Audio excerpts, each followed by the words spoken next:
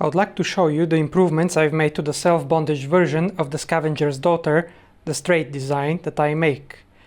I made it easier for you to get yourself into bondage by adding a ledge inside the cuff that you can use with your own wrist. Put it inside, and then with your wrist you can click the cuff shut. You can see the ledge here on this side. So you put your hand inside. These cuffs are too big for my hands, but you will get the principle. And then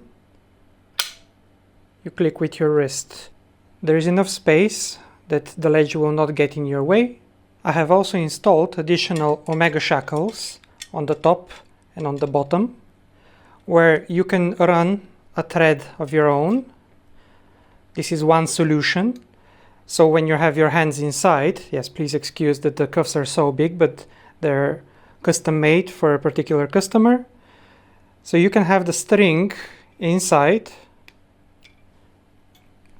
So your hands will be like this. And you can reach and tug, and this will open the cuff for you.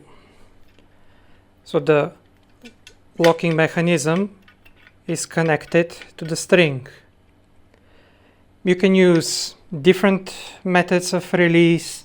For example, this thread doesn't necessarily have to be tied to the omega shackle. It can also just go through, and you can have either the end of the string attached to a static object that you have to pull away from, or you may want to have it in your mouth and you could pull against it. On this version, I've made it so that the collar is locked separately. It's easier when you have each element locking separately so that not everything has to be interconnected. So both sides of the metal are threaded, so the screw will not fall off. It's showing up from this side, and you can just twist it up by hand. If your hands are getting slippery, you can use the provided Allen key.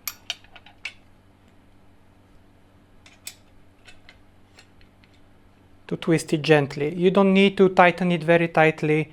As soon as the thread catches, this collar is fixed. The same goes for the left cuff.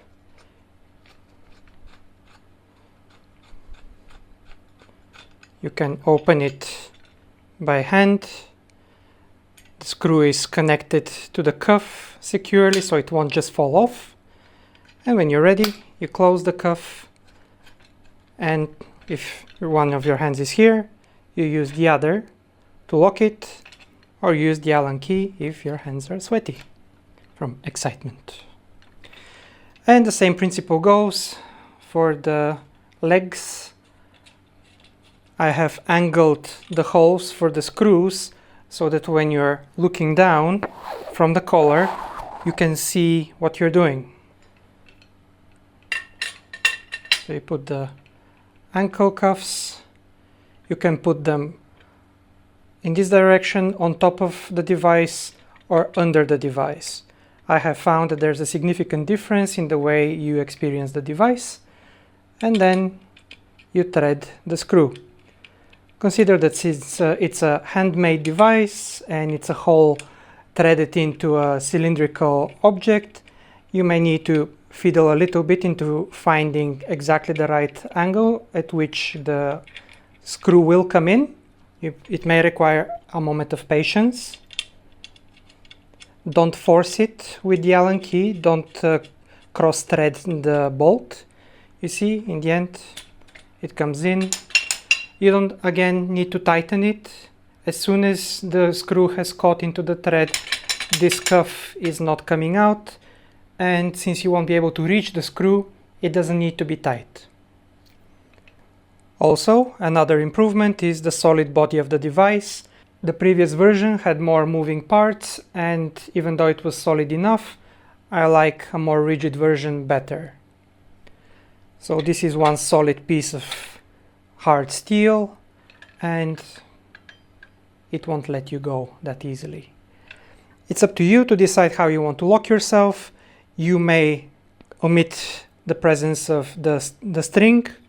In that case, as soon as this cuff locks shut,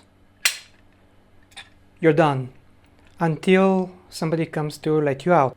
Learn how to make sure that you are safe, that you won't get yourself in trouble. That can be traumatic in a physical and emotional way. Have fun and ask me questions if you have any.